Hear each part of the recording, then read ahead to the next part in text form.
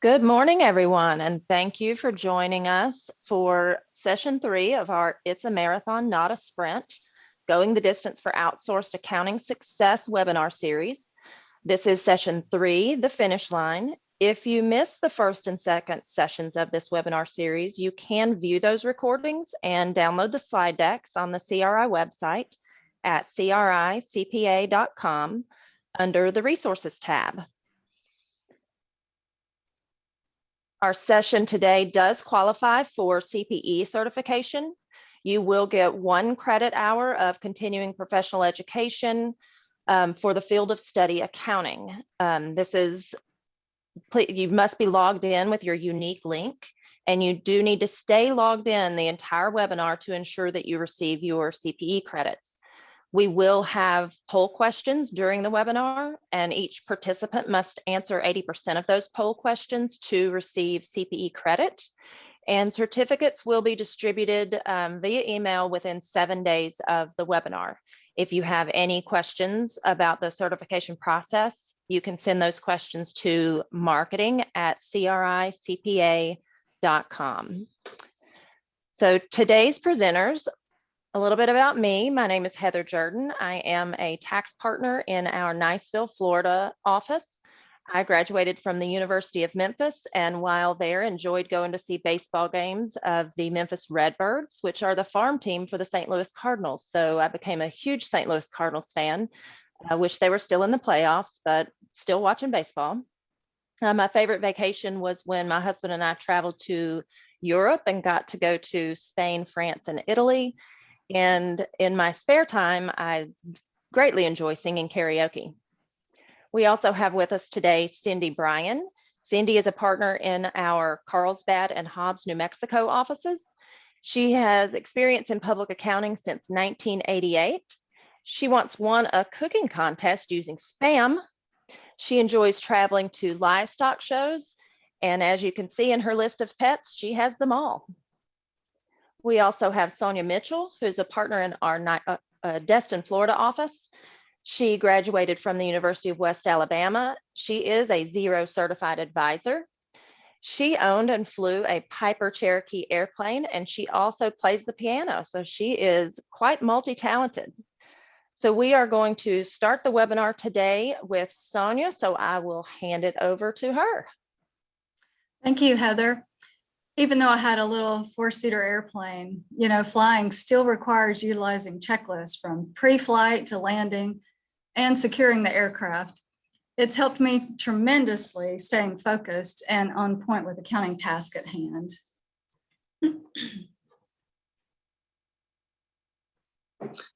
So today's agenda, we're going to talk about our tips and tricks, understanding the importance of clean and clear data, of course, streamlining the processes, and then we'll jump into a roundtable discussion of our best practices, and of course, we'll have questions.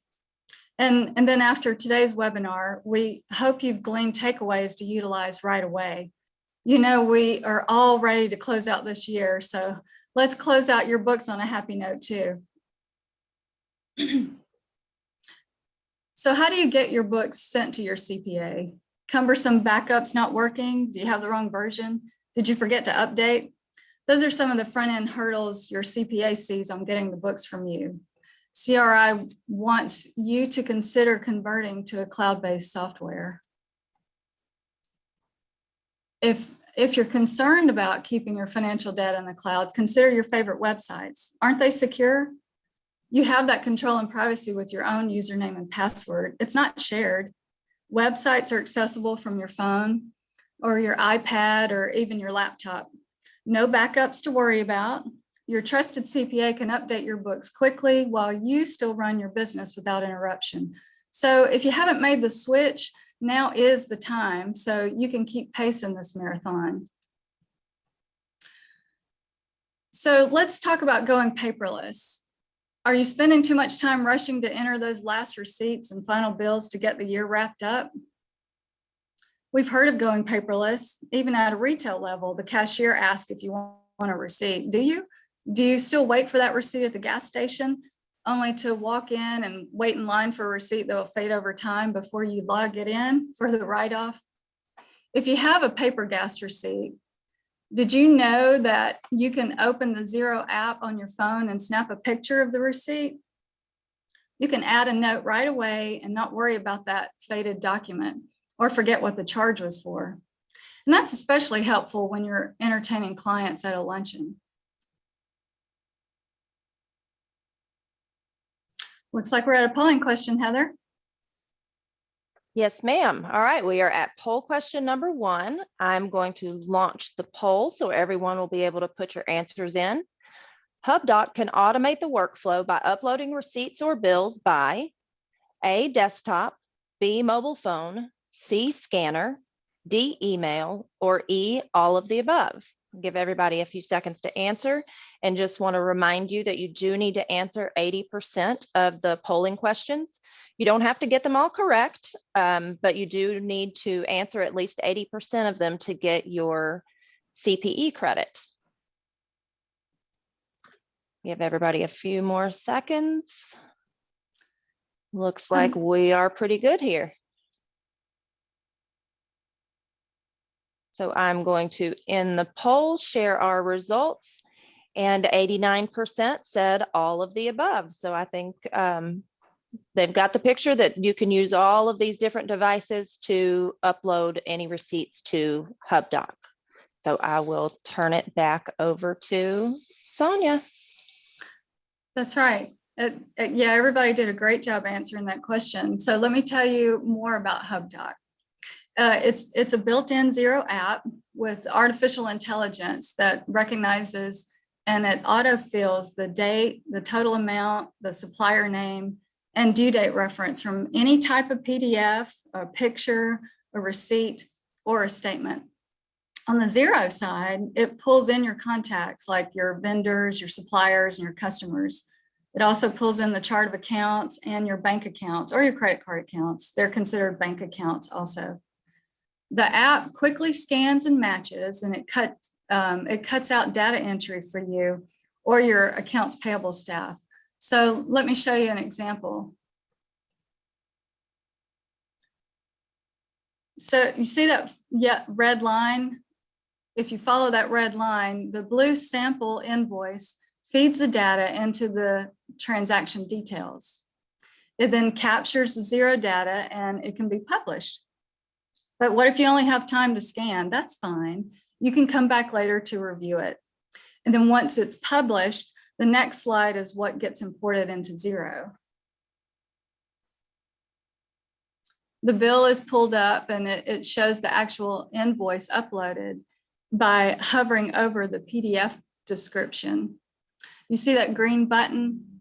Once you look over the from description, the dates, the total amounts, the account coding, you see where it says rent.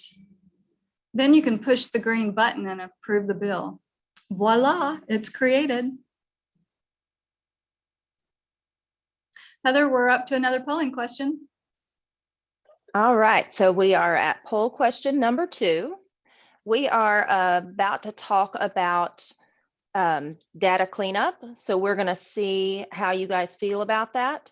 Our second poll question, data cleanup should be left for your tax preparer or auditor to do after year end. No, but I should ask for help review by my CPA during the year.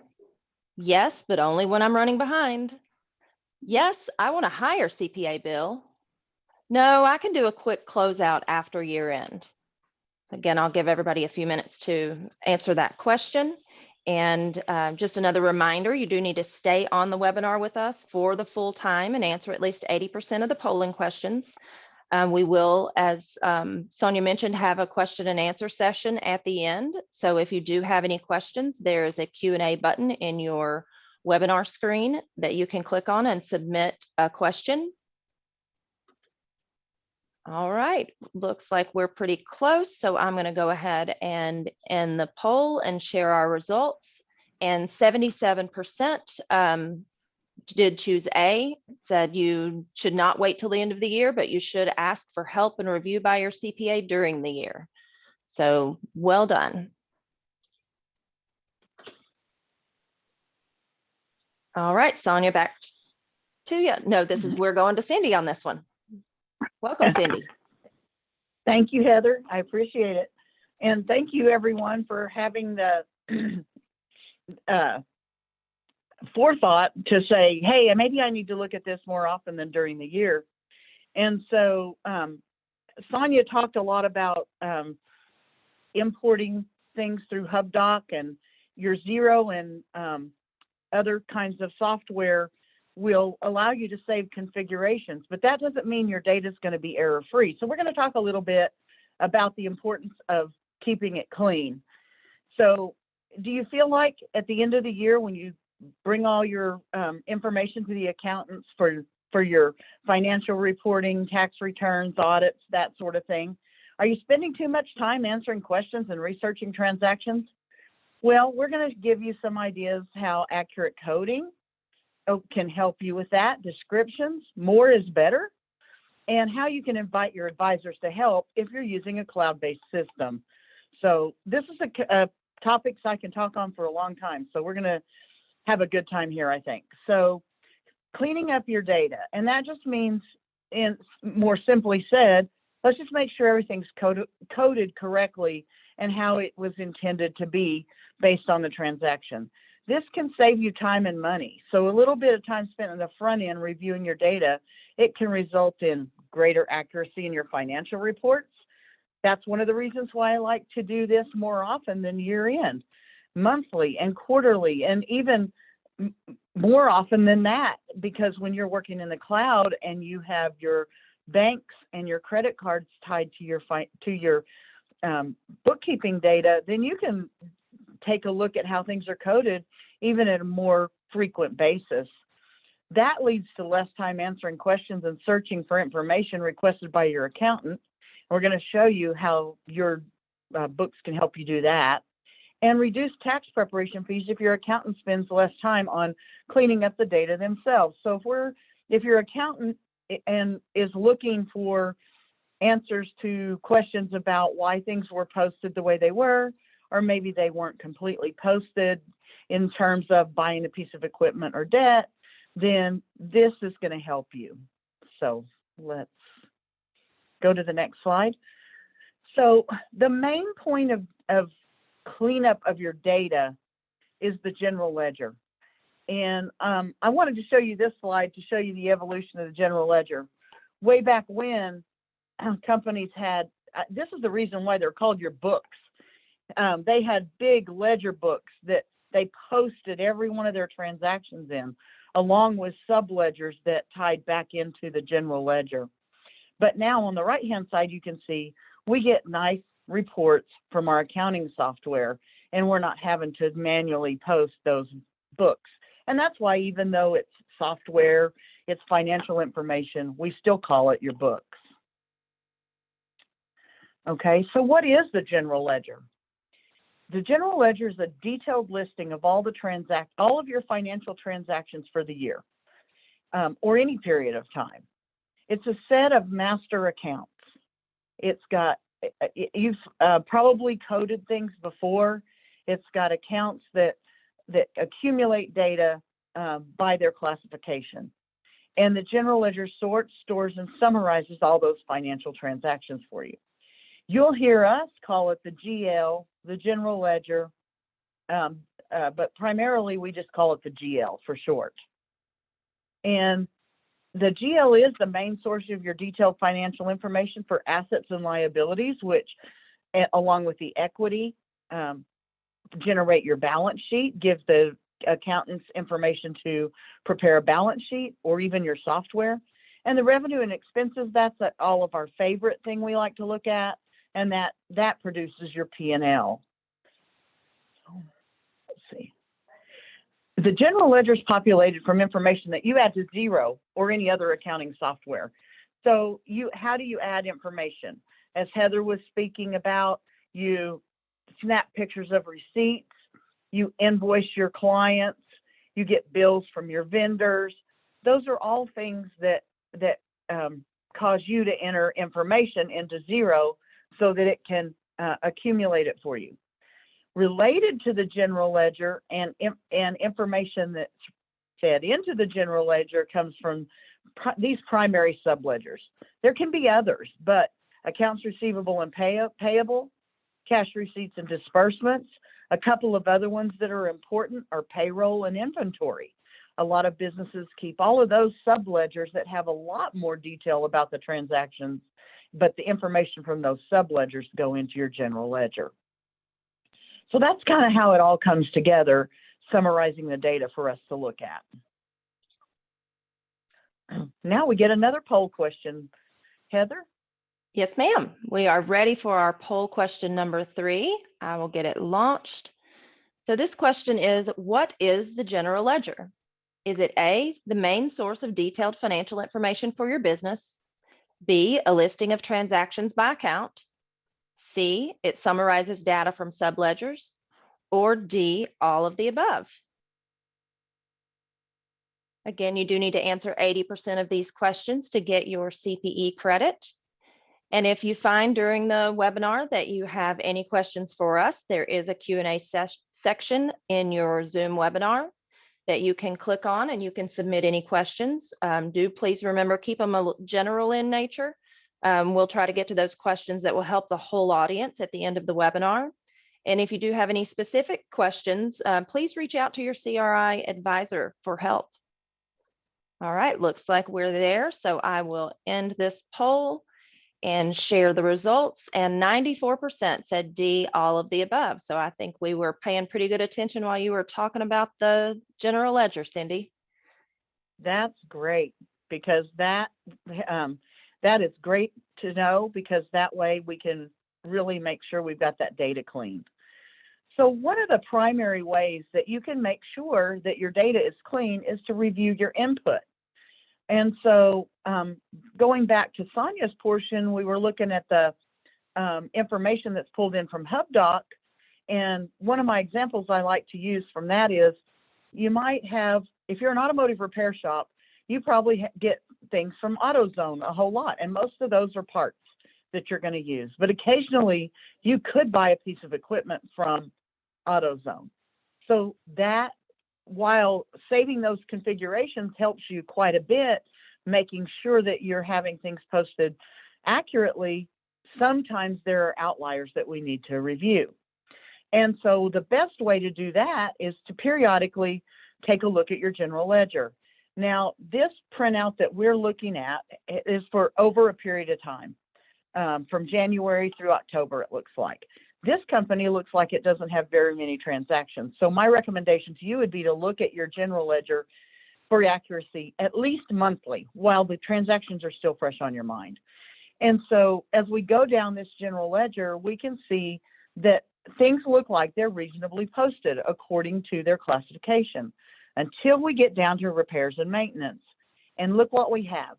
Starbucks, 6 gift cards for client appreciation, but they're coded into repairs and maintenance. So we know immediately when we're looking at this that that is a misclassification of that expense. And so what you can do in Zero software is you can double click on that transaction, go to it and recode it, or you can use find and recode, where Zero will give you some examples of things that might be miscoded, and you can look at those and recode them, or you can find them by the transaction. So those make it a whole lot easier for you to do the reclassification when you do find an error. But this is a way to look at your ledger and see how things are misposted. Now, moving on to the next slide, often mispostings aren't that simple. They're not that simple to identify. One of the things that we find is there's several common general ledger mistakes that we deal with as we're moving through the data to prepare tax returns and audits and financial statements. And some of those common mistakes are personal and purchases and cash withdrawals being coded to those expense accounts rather than an equity account. Because when you pull money out of your business for personal use, either if you're a sole proprietor or if you're a corporation by a distribution or dividend, or a partnership by distributions to the partners, those personal purchases and cash withdrawals, they go into the equity section, because what you're doing is you're taking out some of your income from your business, and you're not causing your business to have another expense. So those are some of the common things we see there. Also, we see loan payments being coded to the expense accounts as well. They'll be coded to equipment purchases, different accounts in the P&L, in your revenue and expense accounts, primarily the expense accounts. And those loan payments are really a liability, payment on an outstanding liability. So that's where we can help you make sure that those are, the configuration is saved and those payments are being recorded to the proper line item in your general ledger. Also, we can see vehicle and equipment purchases being posted to the profit and loss statement. And out here in Carlsbad, and I'm sure everywhere else, sometimes when we buy a piece of equipment from an individual especially, they'll say, yeah, pay me half this month and half next month. Well, half of that gets coded to equipment in 1 month and half in the other month. This is where, when you do that, this is where you call your accountant or your bookkeeper and you say, all right, how am I supposed to record this? And this is the deal that I made. And we can help you get that configured correctly and posted in the right place so that your vehicle purchase is, your vehicle or your equipment purchase is recorded correctly and your liability is recorded. And this happens also with debt. When you buy a vehicle or a bigger piece of equipment that takes some debt to purchase, we can help you get that set up at the front end so that those payments are going to the correct place and that vehicle and that equipment purchase are posted at the correct amount. And then, and finally, we see, or not finally, I think there's some more after this, but an important one is entries to retained earnings or owner's capital. And I'm not talking about dividends or distributions. I'm talking about that account that accumulates your earnings or losses over a period of time, beginning from the first day you went into business. Typically, there are not entries to retained earnings as a practical matter as you're moving along in your business day. And so if you feel like you need to make an entry to one of those accounts for any reason, that's a great time to call your accountant and get some advice, because there's not usually a reason to make an entry there at all as you're moving along your day. Don't code checks to that area and things like that. Also, software and integration with payroll services creates payroll liability accounts.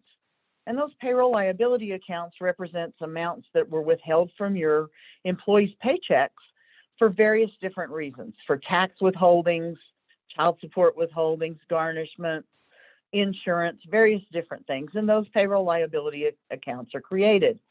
If you're not relieving that liability account when the payments are made, then you're doubling up that expense.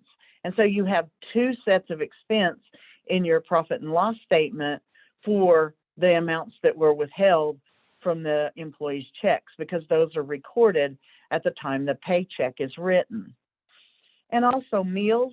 Meals seems pretty straightforward. Hey, I've got meals, let me record that. However, meals are important to keep separate because certain kinds of meals have more deductibility for tax purposes than others. So it could save you some money if you have some significant expense there by talking to your accountant and asking them how you should code those meals and make sure they're coded properly in your general ledger. And again, investing in software like Xero can help. It can help detect and avoid these common errors by using the configurations, but it can also give you an easy way to review that entry to make sure you didn't have some outlier in there that you need to take a look at. So those are just some of the things that you can find when you're looking through the general ledger. All right. And that brings us to another poll question. Heather, do you want to help us with that? Absolutely. We are at poll question number 4. Go ahead and get that launched for everyone. Question is, mistakes will happen. Which statements about the general ledger are true? A, software setup and monthly review of the GL is a waste of time. B, a monthly review of your GL can help find and correct mistakes. C, the general ledger and the balance sheet were created to cause confusion. D, common GL coding mistakes are made when vehicles and equipment are purchased. E, both B and D. And F, both A and C. So I'll give everybody a few minutes to get their answers in for that polling question. Another reminder, you do need to stay on the webinar with us for the full time and answer at least 80% of the polling questions. Again, you don't have to get them all correct, but we hope we've covered these topics well. But if you find that you have any questions for us, you may input your questions in the Q&A section of the Zoom webinar, and we will try to get to those at the end of the webinar today. Again, please keep those questions in a general nature, not specific to your business, but if you do have specific questions, please reach out to your CRI representative. And if you don't have one, you can go to our website and look through our locations and get to a person who can help you out. All right, so we have some answers in here. I'm going to go ahead and end the poll and share our results. And 85% said both B and D, which was the correct answer. Yes, yes, that's correct. Monthly and even more frequent reviews of your general ledger can help keep everything clean. And certainly some of the most common GL coding mistakes we see when we're closing out books to do a tax return are related to vehicles and equipment. So that's fantastic. Be sure to reach out to your CRI advisor. We can help you with all of those. All right. Oh, right. Another way that honestly, I think this helps you keep your data clean. It also helps you manage your business. If you keep your data clean and utilize the comparative reports that you can generate in Xero software, you're going to find out a lot about your business. One thing I like to say about comparative reports is if somebody comes to me and they say, I made $10 million last year. That sounds fantastic until I find out they made $100 million the year before. So we may want to find out what happened, what happened to that. And these comparative reports can certainly help you do that. And so just looking down this one, you can see for the period we're looking at, January through September of 2021, this company had an increase in their sales of looks like a little over $100,000. Their accounting fees stayed about the same. Their advertising went way down. So that in and of itself may not be a problem, but it could indicate that something is coded incorrectly into another account if advertising is usually pretty flat for your business. Then one thing is maybe from January 21 to September, January to September 21 to January, September 2020, automobile expenses down. Now, we all know that gas prices and things are higher, so we might expect it to be up. So that might be an account we look at to see if there's any miscodings or things that we need to know. The next couple are small, but then look at business license and fees. Those went way up January through September of 21 compared to the same period the prior year. That's an account you may want to look into to see if there's any problems with that. And then commissions, they look like they went up as well. That could be in relationship to the sales, but if the percentage is off, then you may want to look in that account. And in that way, that's how you can use this a P&L to not only to find errors, but to manage your business. You can say, hey, have I spent enough on advertising? Or what happened to commissions? Is something out of whack? Am I paying too much commission on one type of item and not another? Or did we have more sales of higher commission items than we did in the prior year? Those are the kinds of things that can help you manage your business. So you want to be looking at these comparative reports quite often as you're moving through your business day. All right. Another way is not only to keep your information clean, but also to help you with those sorts of analyses that we were just talking about. If you have vendors that are similarly named, but they're actually the same vendor, those could result in duplicate vendor names. It could result in incorrect 1099s. If Capital Cab gets a 1099, you could get a notice from the IRS saying that the name doesn't match up with the ID number. That should be Capital Cab Company, and that's the name that matches up with the ID number. So that's another way that you can avoid errors and keep everything clean. Other examples are office supplies and office expense. If you're using those interchangeably for the same types of purchases, then those can certainly be consolidated, and that helps too with your saving your configurations and again your analyses. Okay, you want to make sure that you have that clean so you can do a good analysis. All right, one thing that really helps your accountants and you, because if somebody asks you a question way down the line, a good description is of the transaction is going to help more than anything. Make sure you remember what the transaction was for, and also could avoid some of those questions coming from your clients. So we have an example of a poor description. We have an entry here that is decreasing sales and decreasing utilities expense. All right, and the description is sales adjustment. Now, you're almost certain that your accountant's going to ask you, why did you reduce utility expense by sales? Is that correct? What happened there? So going on to the next slide, you can see how a good description would avoid that question. So we look here and we can see that this same transaction is described as, or a narration in 0, refund from Southwest Electric mistakenly posted to sales. That is going to answer the accountant's question. That right there is going to answer the accountant's question. The accountant's going to say, oh, they got a refund on their utilities for whatever reason, and it was accidentally posted to sales and they just moved it over to utilities. Those are the kind of things that can help you and can help the accountant and make things go along faster as we're looking through your data. So those are things you want to remember. I like to say more description or narration is better, because that helps, again, find errors. It helps your accountant understand what transactions were for, and you too along the way. Well, Heather, we're here to another poll question, if you wouldn't mind helping us with that. Of course. So this is poll question number 5. Let me get that launched for everyone so you can see it. What procedures are recommended for cleaning up year-end data?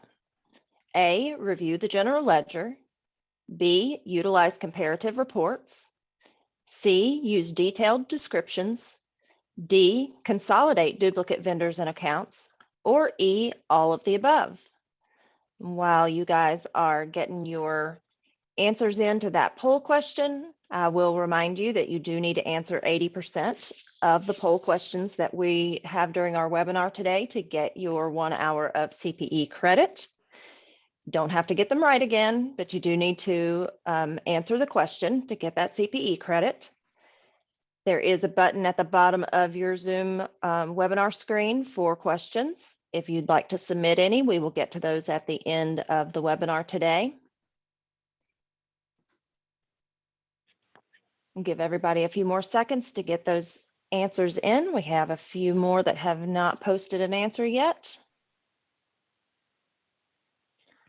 That's great. And Heather, I'd just like to say, as you're moving along, doing this posting and reviewing your general ledger, if you're ever unsure about how a transaction should be classified, don't hesitate to contact your CRI advisor, because we will help you get those classified right at the time. And anytime we don't have to wait till the end of the year to do that, we're all getting more accurate reports.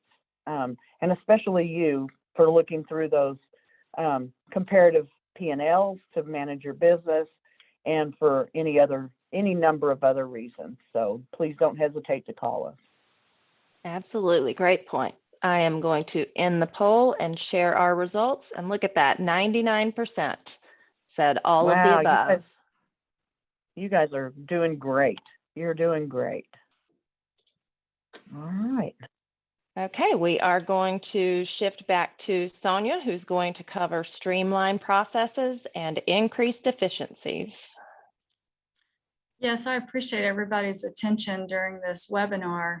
We've covered tips and tricks, including the cloud-based software like HubDocs to streamline your accounting processes and perform general ledger review, the weekly credit card and bank feed and reconciliations, and like Cindy mentioned, also the comparative financial statements and even your chart of accounts cleanup.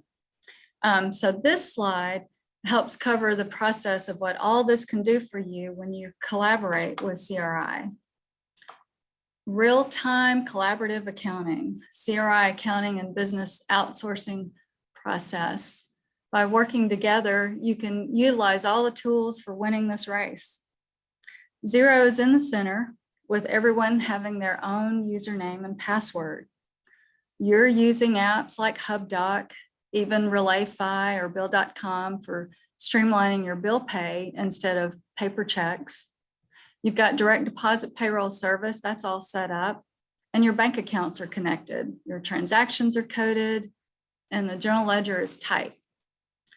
CRI can jump in with our expertise and knowledge to help provide financial reporting and auditing, tax prep services, advisory services such as budgeting, tax planning, goal setting, and software application assistance. We can step in at any level to assist with your accounting needs to ensure the books are ready for your team. So who's on your team? Well, it's the auditors and tax preparers. It's a team of professionals that rely on a timely and accurate set of books. And it includes your lender, your financial manager, your attorney. So don't run up the clock with costly delays, so you can continue to have a beautiful relationship with your advisors. You're expecting results from them, and they're wanting to provide timely and accurate results to you as well. You've ran a good race. Now let's see the results. Have you reached your goals? Did the marathon run smoother this year? There should be more opportunities for tax savings by taking advantage of CPA meetings to project your taxes. Auditing your books during the year with weekly bank feed reviews and reconciliations. It should have cut down on the unknowns. Your timely info also makes you a more desired client and easier to work with. You get our undivided attention because we can advise to meet your next goals instead of scrubbing up old messes. So we're going to open up a round table now to discuss best practices. Cindy, would you like to start us off?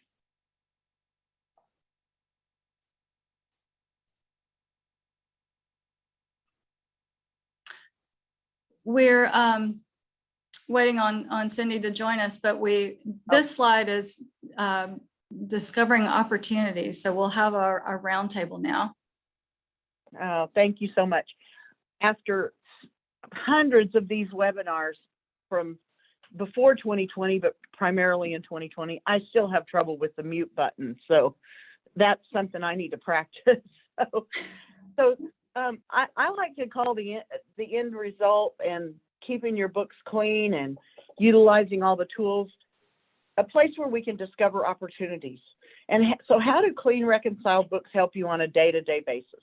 And that's what this slide's going to cover. And I'm going to talk a little bit about defining and achieving objectives.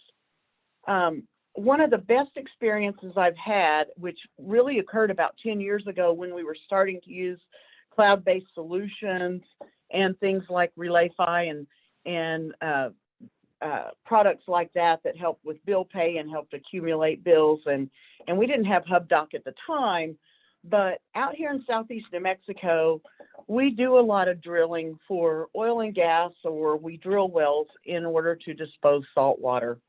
And I had a project that one of my clients was wanting to enter into to drill a saltwater well. And so at the time we said, all right, let's try to automate this process as much as we can. So we used, cloud-based software.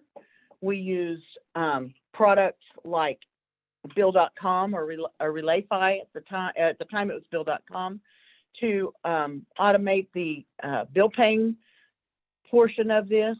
And we also used the budgeting portion of the software to allow the drilling managers and our client on a real-time basis with the use of credit card and bank fees to track their progress against their budget. So they had defined their objective by making a budget for this project, and then they were able to monitor it almost on a daily basis to see how they were performing against their budget and where they need to make adjustments. And that to me told me that this is such a valuable piece of the project or a piece of your business, being able to get that information in a more real-time basis instead of down the road when you get the bank statement and things are posted. And so that was one of the ways that my client and I were able to do that many years ago. So we've been doing that going forward with our clients here and doing everything we can to help them define and achieve their objectives through their financial information.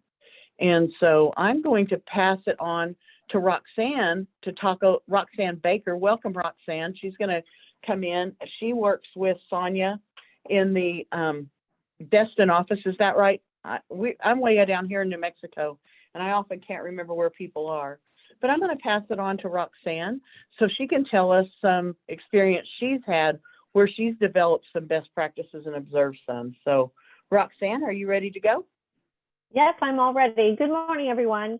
I work with a lot of our clients who use these cloud-based software, and over the year, they've had some great success. One of the things they like the best is, as a busy professional, you don't have time to always sit and look at everything. But with the cloud-based and especially the app, you can do it from anywhere. And I have clients that reconcile their own bank statements by using the bank feed. They reconcile their credit card statements by using the bank feed. They take whatever free time they have. It's easy just to look at the transaction, code it. If you have a question, there's a place to put a note so you can leave it and forward it to your accountant later, or leave a note to remember what it was for, because the sooner you do it, the better you'll remember, because I don't know about you, but sometimes a month later, I can't remember who I had lunch with. So these tips and tools are really great and helpful. And the other thing this really does is help them catch fraud. Sometimes there's a statute on how long you can, dispute a claim on a credit card or a bank statement. And if you wait till the end of the year and then you go, what was that transaction for? That was $1,500 that I didn't authorize that. I don't know what that's for. You might have missed out on being able to say, hey, that's not right. So by doing these daily, weekly, whatever you can find the time, waiting in line at a grocery store, or, sitting at a gas station or whatever, you jump on, you do a few transactions at a time, all of this can help you. It also helps getting all those wonderful reports they talked about, the budgets, the comparatives. If you have all these transactions posted and posted correctly, you'll be able to see those real results in real time, and you won't have to wait.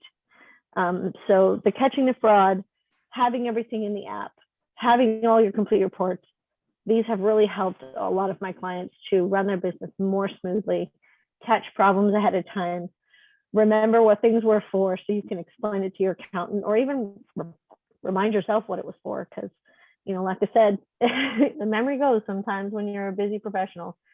So these are really great tools that everyone should just take advantage of and hold on to, just to run your business, anything to make things go smoothly and add a little less stress in your life and a little less pressure. So that's pretty much all I have to say. Cindy, if you want to jump back in, or I think we're going to hand this over to Bethany. Yeah, so I've had, Yeah, okay. I've had a lot of experience. I've had the advantage of having experience on both sides of this. I've had a lot of years in CPA practice, and then also I had 5 years in private accounting. And this is where I could really see the importance of implementing some of these cloud-based tools. When I went to private accounting, the company was pretty large, but they were still operating as a small company. There was only one person who could sign the checks, who liked to vacation a lot. So a lot of times our bills were several weeks past due because we would get invoices ready to pay, but we had to wait for someone to sign the check. So we implemented a system kind of like RelayFi, where we could put the bills in online and he could approve and pay them. And he loved that because he could be on his vacations and approve checks and get them paid timely. And then when I came into this company, there was not a lot of cleanup on the books until it came to tax return time. And that really wasn't helpful to the company on a monthly basis, because there was 12 different departments in that company. And they looked at it monthly to evaluate each department's performance. But there are so many miscodings, you couldn't really get a good picture of what was going on. So when I came in, I started reviewing the general ledger monthly. And this gave us the opportunity to identify miscodings that were, maybe one department looked like it was performing poorly, but it was because something was coded to the wrong department. Or maybe we had implemented a new service that was causing us extra costs, but we weren't really seeing the income for it. But we couldn't really make those decisions until we had good books to start with. And so that's why the cleaning up is not only important at the tax year, at the end for the tax year, but also throughout the year as well. And I wish we can never get into cloud-based accounting, but I know if we had, that would have also saved us a lot of headache, because our accountants could have got into it without us having to send them QuickBooks backups. And I'm sure the owner would have really enjoyed it, because he was always wanting real-time financial statements, which programs like Xero can give you. And he liked to be able to drill down to transactions, which of course you couldn't with the PDF financials. So and we had a lot of problems with QuickBooks backups, just where we would lose data. And that would, if we had had a cloud-based system, that would have saved us a lot of trouble. So I definitely think this is the way to move forward with your company. Thank you, Bethany. You've got some very great valid points. So I'm excited about everyone embracing and getting into cloud-based software to help out. You know, one of the things that Carr, Riggs, and Ingram, we of course will help with any step of the process along the way. But several of my clients have experienced some phenomenal growth over the past 2 years, which is kind of unprecedented during this time. And as you may realize, staffing issue has been the flip side of that coin, where it's been very hard to keep good people. And now our growth is, you know, it's controllable, but when you don't have staff in place, then it makes it very difficult to keep your customers, your clients happy. So one of the items that several of my clients have been looking for us for advice on is to meet their objectives. For example, they need to buy new equipment, but they also want to offer health insurance to keep their good employees. And they want to make sure that that's a good use of their money. And how can they look at their financial statements to determine, is that a good use of my money? I've got some extra cash. I know I need this equipment. I want to keep my employees so I can keep my revenues and keep them happy. So there's things that you can do. Obviously, you have to keep your books up to date, because just knowing how much cash you have in the bank account doesn't tell you what bills you have coming due. And so we look at your cash flow. So let's watch that cash flow. Let's review the monthly expenses. So you can help make those decisions. All right, those were all great examples of where these ideas that we have talked about today can help companies out. We are going to move into our last poll question. That is poll question number 6. I will get that launched.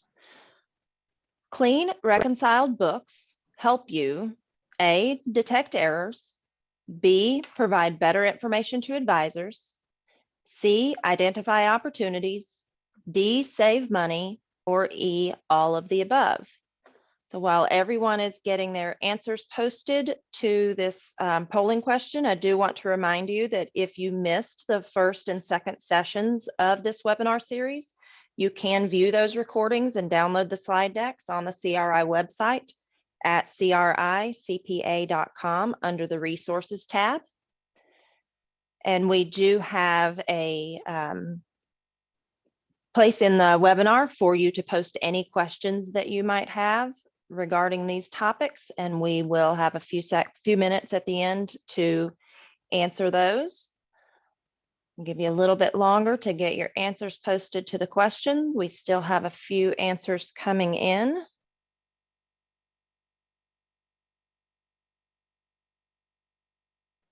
All right, we are looking good. And again, I'm going to end the poll and share the results, and we have 99% of our participants chose E, all of the above. All right. Excellent. So again, if you have any questions, please enter them in the question and answer section of the webinar. And while I'm giving you a few minutes to post those questions, I want to let you know about our year-end tax planning webinars. We invite all our attendees this morning to join us for our 2021 year-end tax planning webinars. Those will be held on November 9th. You can scan the QR code on this slide, and you will be able to register for one or both of those sessions. Those are for individuals and families at 10 a.m. Central Time and for businesses at 2 p.m. Central Time.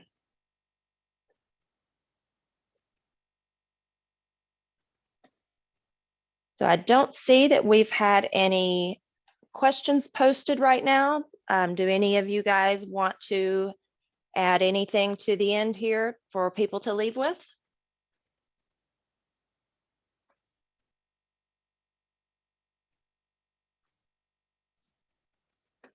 All right. Well, I do want to thank everyone for taking time out of the busy day to join us. I always enjoy talking about how to help you streamline your books and become more efficient, and more importantly, getting your books accurate for handing them off to your CPA.